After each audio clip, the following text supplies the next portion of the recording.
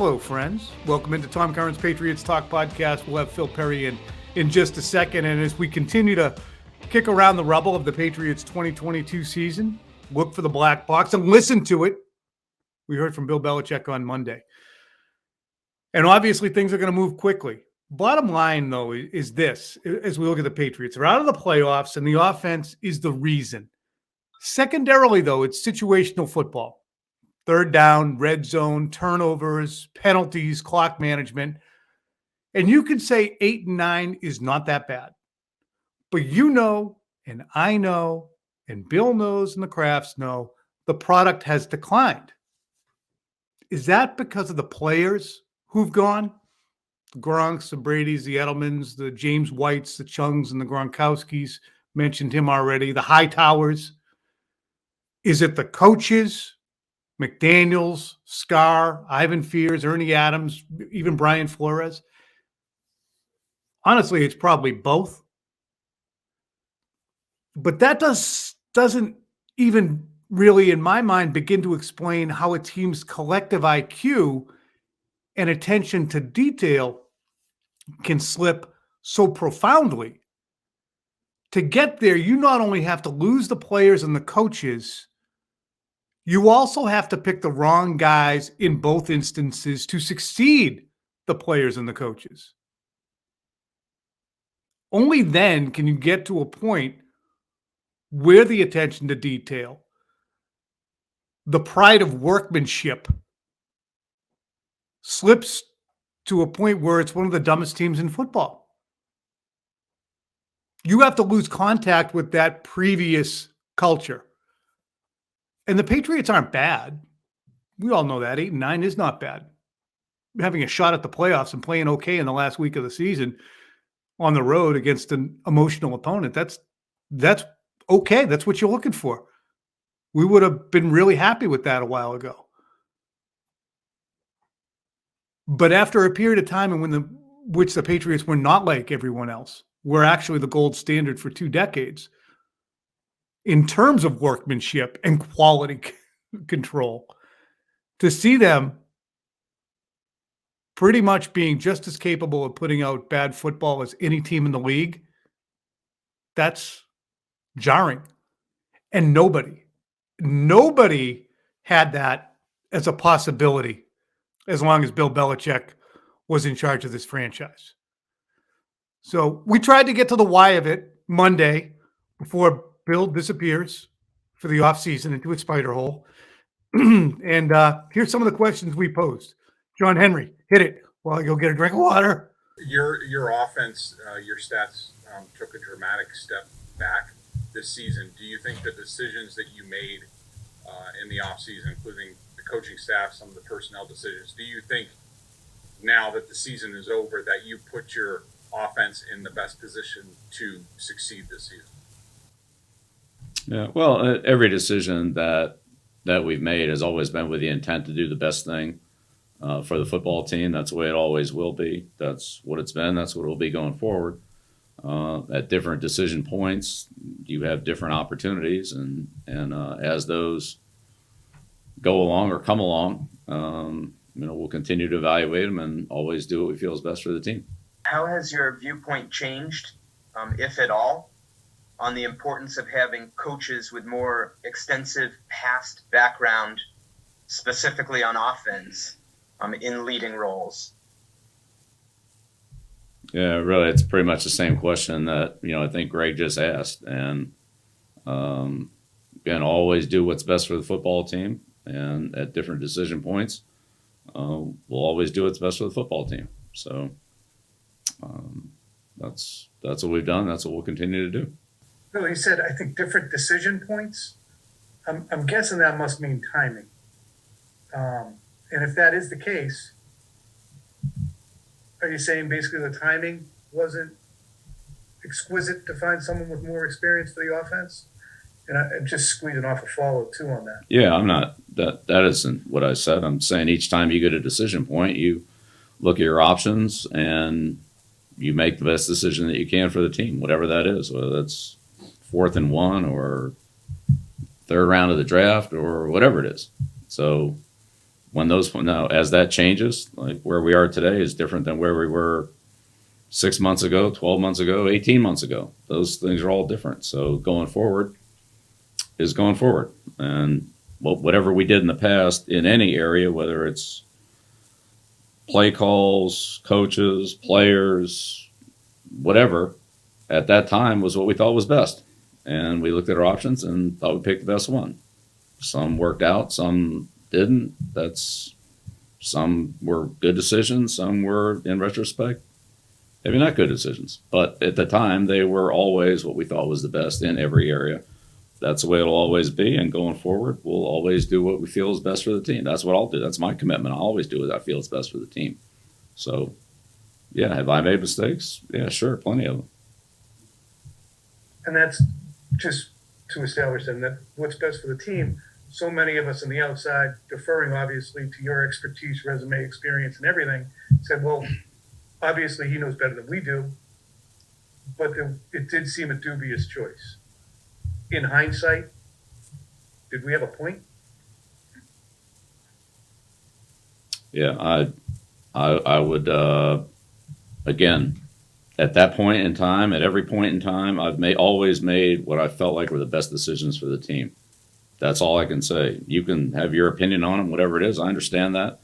But I always did what I felt was best for the team in every area, at every point in time since I've been the head coach of the New England Patriots. And I'll always continue to do that. I'll put the team first and do what I feel is best for the team. And whether you agree or disagree with that, that's up to you. I respect that, but I'm always going to do what I feel is best. We have such a hard time is understanding why something is best when it is not a straight line obviousness, and we don't get a lot of clarity from you why something that seems dubious is best, so we end up casting a vote. That's a statement, not a question. I understand we're on limited time here. Here comes Phil. Phil, Bill does not have to open a vein for us. Okay. We know he's not going to do that after 24 seasons covering the guy. He's not suddenly going to be, here's what I was thinking there. But to me, when we all knew that the setup was a long shot and that Bill said, hey, blame me if it doesn't work, and it didn't work, it's more than fair to ask, what were the underlying factors for doing something that was so straight line illogical? Why was this what was best for the team? Was it timing? Was it availability? Was it cost? Was it what? Right? I mean, we got to ask that question no matter how resistant he is. And I do think that deserve is a strong word. I think we certainly appreciate some guidance. No question. Because listen, not to just like boil down what our jobs are at the most rudimentary levels, but isn't that what fans would like to know? Why'd you do that? Why did the season end up the way it did? Even the most ardent Bill Belichick supporters, I think, are feeling that way when the team doesn't make the playoffs for the second time in 3 years, and the team's second-year quarterback regresses, and the offense as a group regresses. And you can see some of the statistics, some of the numbers, advanced or traditional, whatever you're choosing, about the defense, and look at the defense at the end of the year and say, man, it was one of the best defenses in football. I know. And so why are we here with no games left to play? That's what I would be saying if I'm a fan. And so that's what I think I would want the people who have the opportunity to ask Bill Belichick questions would ask them. Obviously, it's not universal. There are going to be still plenty of people who say, oh, Bill Belichick doesn't have to answer to any of you. Mm-hmm. He's created a lot of joy in my life over the last 20 years. And okay, but that is in essence our job. So that's why the other day turned out the way that it did. And you did a great job, I think, of trying to bring to light the notion of there's a finite amount of time in which the Patriots have to fix it. If they do feel their coaching staff personnel is what's lacking, the race is on for new candidates. And this is what Bill was asked by Phil. Are you at the point yet where you are considering adding an experienced offensive coach to your staff this offseason? And if so, how quickly would that need to happen? Yeah, I think I've already answered those questions, Phil. So that would fall under the category of the the process that you reference. Yeah, I mean, the game just ended. We just finished with the Buffalo game, and I told you that later on today we would start the process of reviewing, and that's like nothing's changed since 10 minutes ago when I said that. Very specific question by you, Phil. So this 10 minutes ago, I told you we would start the process of reviewing. That process probably should have started 10 days prior to the end of the season, if not earlier. Don't start reviewing it now. The store's open. It's Black Friday. People are running down the friggin' aisles, right? That's, I think, closer to the bone than the other side of that spectrum, which would be, well, we don't play a game until September. Which we've heard him say those kinds of things when it comes to other decisions that he has to make before a season begins. You've got to move, and it's not as though Bill O'Brien's going to get hired tomorrow necessarily. However, there are teams that are moving on from coordinators and looking for coordinator positions. So you might lose one of yours in Gerard Mayo. Again, probably not going to happen in the next 24 hours. But you also might lose on the opportunity to hire one that you really like for your offensive staff if you don't act quickly. And Tom, you're right. And the thing is, what we know about the Patriots and really every pro team is they can compartmentalize and they can look ahead when they choose to look ahead. Now, Bill Belichick will often assign those duties to someone else mid-season, i.e. the scouting staff. Okay, when we have a week 14 game, I need you, and you to be on week 16, 17, and 18 so that by the time we get to those weeks, I can get up to speed more quickly, right? That's in essence, pro scouting in a nutshell. Yep. Why can't you do that for your staff? Why can't you have somebody who's on this and saying, hey, the college season just ended. It's actually ended, a week or so or more for a lot of teams. If there's anybody you think might be good for our staff, let's start doing some digging right now. And if they haven't done that, to me, that's at this point, that's a mistake. And I would imagine many listeners are wondering, well, I'm sure they have done that. No, they haven't. As of entering the weekend into Saturday, they had not. The prime candidate, Bill O'Brien, my understanding is, had not been contacted. Wasn't sure what the landscape would be like in New England going forward. And that's because Bill's not sure what the landscape's going to be like. So if you have the prime candidate, who my understanding is doesn't know whether or not there's interest, nor whether or not there's going to be many chefs in the kitchen with him. If you haven't done that, and there's nothing against the rules in reaching out to him, then you're basically foot dragging. And you've decided to foot drag, which has set you up for a situation when you sit down with Robert Kraft on either Monday night or Tuesday morning, and he says, well, what are you doing about the offensive coordinator spot? And you might say, we're thinking of getting in touch with Bill O'Brien. And I don't know if that's even the case, even though I've been told absolutely Bill would be interested in Bill O'Brien. If you're going to sit down and say, yeah, we might want to call him soon. Yeah. Obviously, offensive coordinator is a spot. O'Brien and Kingsbury are the options. Is the Patriots' job attractive, Phil? Especially given the fact that, they're still idling the driveway playing with the goddamn radio. Get the car on the road. Well, there's two different ways we could go with this. I think it's always going to be attractive to a degree to Bill O'Brien because of his personal connection to the area, to his personal connection to the team. And I think with Mac Jones at quarterback, I think this is an attractive job for any coordinator who feels as though Mac Jones has a chance. And I think Bill O'Brien would fall into that category because he's seen it work. Bill O'Brien's worked with a number of different quarterbacks over the years, Brian Hoyer included, that he actually had some pretty decent success with, even though it was a batch of quarterbacks that I think anybody would look at, squint hard and say, really, you got to the playoffs all the time with those guys? If you like to be a paint-by-numbers offensive coordinator and you like to be the marionette and have an extension of yourself on the field, this is the place for you. If you're a control freak, this is the place for you. If you want to be a little bit more, if you want to play jazz, Arizona might be your joint. That's a great way of putting it. It's why Kyle Shanahan really liked Mac Jones, and I think wanted to take him with the 3rd overall pick back in 2021. It's because, wow, this guy processes well. He's well coached. He takes coaching. He does it by the book. Great, let's go. And then basically, again, this is my opinion, got bullied out of it because of the national perspective on Mac Jones and the amount that they traded to move up to the 3rd overall pick, and said, you can't take Mac Jones after dealing away all that stuff, Kyle. And so they shot for the moon, and it looks like as of now, at least, they've missed.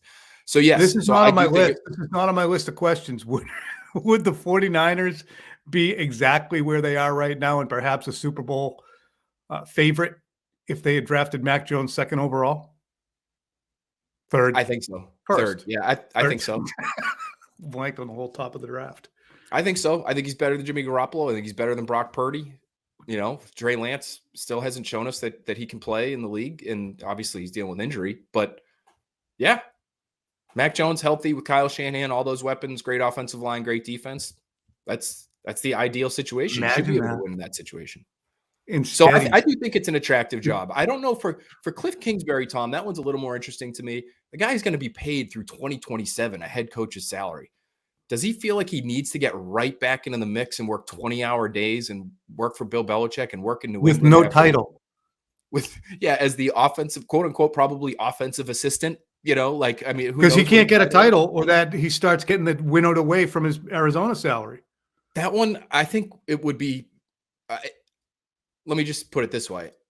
I wouldn't be surprised if it was hard to convince him to take that job. If I was him, I wouldn't be in any rush to get back into the league, especially at a place where it's hard to work. Now, Bill O'Brien might be used to it, and he wants to get his foot back in the NFL's door. And if there's no head coaching opportunities out there available to him, I would think that he would like to be here. And if Bill is the one that Bill Belichick would target, there's urgency. But does Bill have it in him to be urgent with his staff?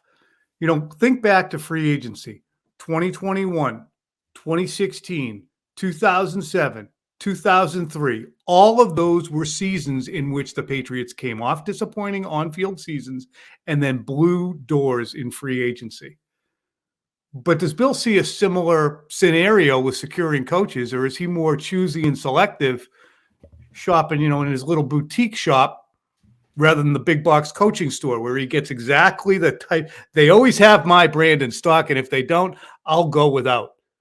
And plus, they have this, the muddled and this Machiavellian front office and coaching setup. Because between Joe Judge and Matt Patricia, 2 guys who have come back, already hit the lottery, grabbed their lottery ticket, made millions, are still being paid millions. They want that again. And look, some guys play that game and some guys don't. Some guys are anglers and some guys aren't. And I think the Patriots have a crap ton of anglers. And do you want to get into that?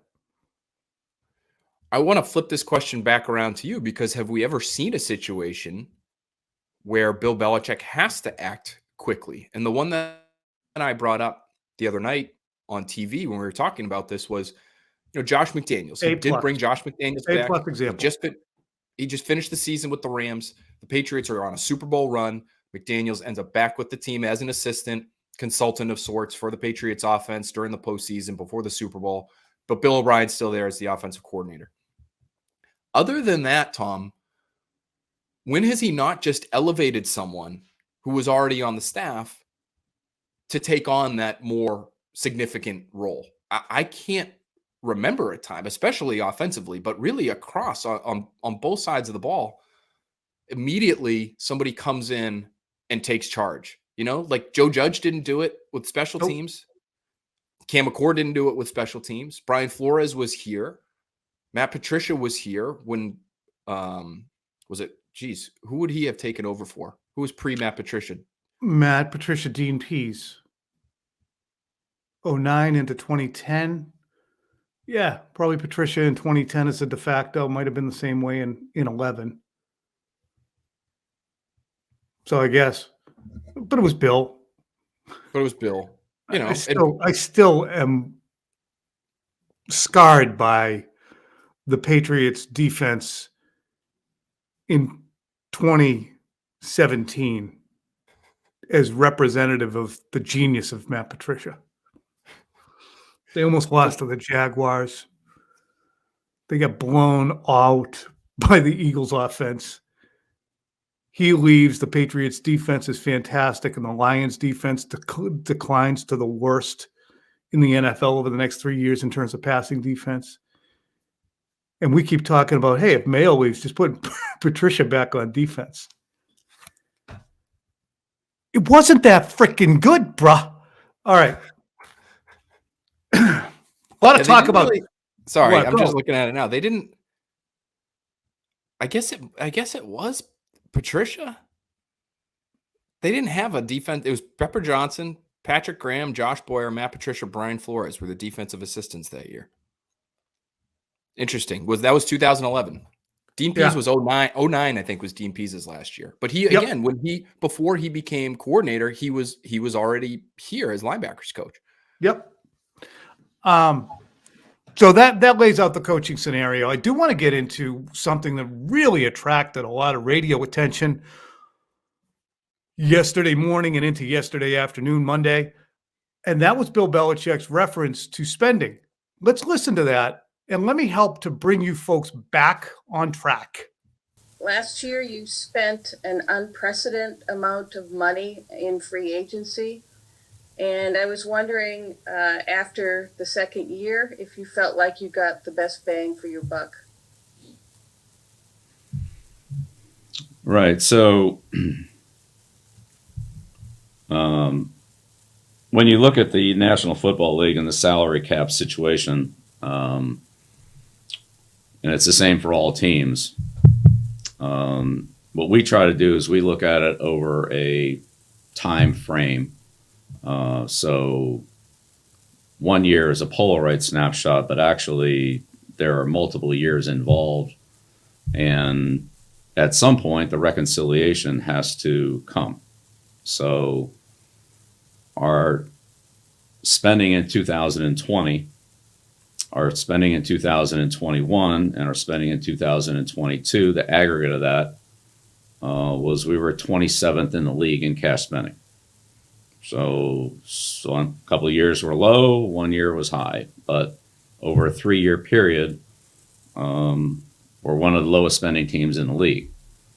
So had we averaged that out, and in those 3 years, you would have had the same numbers. So whether it's 2 low and 1 high, or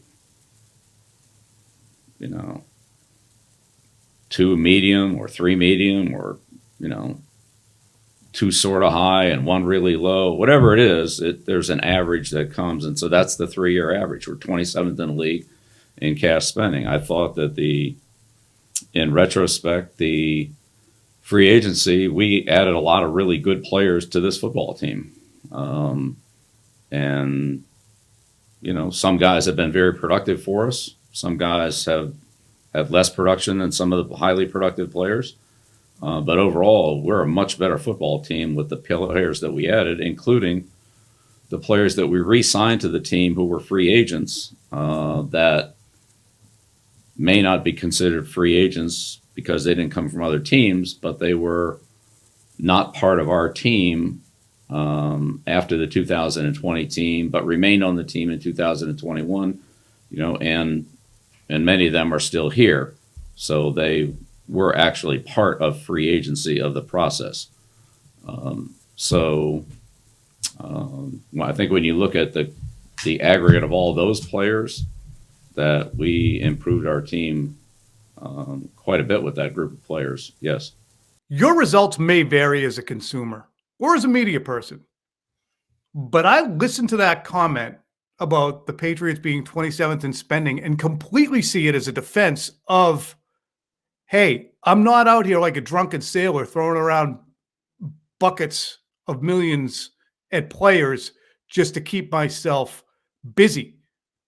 You think, honestly, if you have the contention that Belichick was trying to make it sound like Kraft is underspending, you think a guy who makes $30 million a year, who just had $60 million worth of skill position players die on the vine You think that after an 8-9 season, when they can't get lined up and run plays in the red zone, you think that guy's going to look at his boss and say, yeah, we don't spend enough?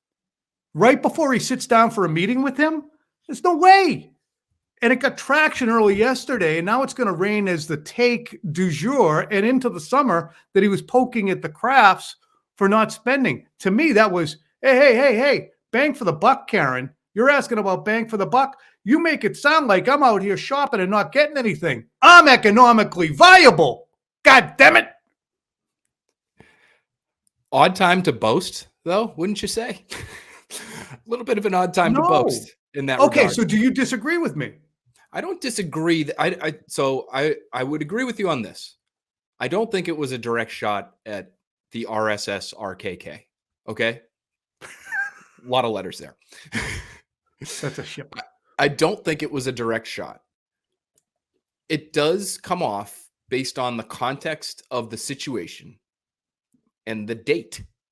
The day after you've been eliminated from the postseason for the second time in 3 years, you're asked a question about whether or not you got bang for your buck with your free agent class because you spent a lot of money 2 off seasons ago. You've made one playoff game. You haven't won any with that group. It was an unprecedented amount of money spent. A fair question on Curran's part. You know, those guys have had chances to acclimate. They've had chances to ingratiate themselves, to get accustomed to the culture and the system, and it still didn't result in much. Bill, why? Or do you agree? And for him to have the 27th figure ready to go the way he did, right at his fingertips, when he understands, Tom, he has to understand that he is being judged by his performance post Tom Brady, and he has those 3 years ready to go, essentially telling us, well, since Tom's left, we haven't spent much money. If it's not a shot, and I don't think it was, it didn't come off to me that way directly. It does, based on the context of the situation, come off as a little bit of an excuse. It's an excuse or a defense. You think we're out here spending, Curran? We're really not. I know that this Jonnu Smith thing has really attracted a lot of attention, but meanwhile, did you notice that we brought back Dietrich Wise and David Andrews? Did you? Anyone notice that? So you're saying he's saying we've spent for the 27th best team in the NFL, but the reality is, yeah, no, we're not great, but we're about the 15th or 16th. So just chew on that. Yeah, we did pretty friggin' good with that bang for the buck that you're referring to. But it's not good. That's the thing. It's not good. And he knows it. And ownership knows it. And that's why, to me, it's trying to create, and it worked because people took the bait. It was a deflection from the fact that they really did spend, because in 2020, they couldn't spend because they were walking around with the third most dead money in the NFL, $26 million, 13 of which was to Tom Brady. Could have knocked that ass down. Well, the salary cap ass down by giving him the 2 years, $50 million he wanted. I mean, $25 million for a guy who's going to go, whatever. I'm not doing it. I'm not doing the Brady thing. Don't do it. Wait, can I just say one more thing about? I got to jump on the radio in a quick second, but go hit. Sorry. Perception's reality. And when you bring up spending and you talk about cash spent and you're not talking about the cap, the cash word is always associated with ownership. So I don't blame people for going there immediately, whether he meant it or not. Right, because they're conditioned to because of our friend Mike. Phil has done a great job of it, highlighting it, making it a steady drumbeat. And I don't necessarily agree with him. I think that you can look at the Logan Mankins, Vince Wilfork, just any number of contracts and outlays of cash that the Patriots have given. Antonio Brown, for Christ's sake. They spend. But I got to hit Mac Jones before I jump on this radio call. Here's Mac Jones. Is he going to be back as your quarterback? With Mac Jones, health permitting, is he a player that you envision being your starting quarterback next season, or is this a position you need to reevaluate this offseason? Well, I think there's, Mac has the ability to to play quarterback in this league. And, we have to all work together to try to, find the best and most, best way to, as a football team, which obviously the quarterback's an important position to be more productive than we were this year. And so that's incumbent upon all of us. We'll all work together on that. And again, look for better results. Okay. Meanwhile, let's hear Bill on Mac in late July. Here he is. As you install a quote streamlined offense, how much input does Mac Jones have on what this new offense will look like as you build it and rep it around him? Yeah, well, certainly he'll have input. I think Mac's done a great job. He's worked extremely hard. He's got a tremendous work ethic, and in all areas, I think there's a dramatic improvement. His physical work and conditioning, working on his mechanics, working on his footwork, working on his understanding of our offense, of opponent defenses, of situations, all those things. He did a great job last year, but he's starting from a much, much higher point this year than where he started last year. So, his off-season work has been significant, and I think everyone recognizes, how well he prepares, and how much further along he was than he was a year ago. Phil, is Bill just using words and nobody gets praised on January 8th, or is he mildly out on some aspects of the young fella? I think it's B, but I don't think that means he's out on him as his starter for 2023. I think he feels as though Mac Jones wasn't always fully bought in. And it wouldn't surprise me if he felt that way, Tom, because I don't think the majority of the offense was fully bought in for quite some time.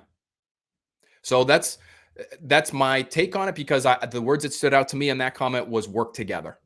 Well, if we could just work together, if we could just trust each other here. But I just think the scenario that he'd been put in from the beginning of the year made it hard for that trust ever to be established. As hard as those guys work, as nice as those guys are,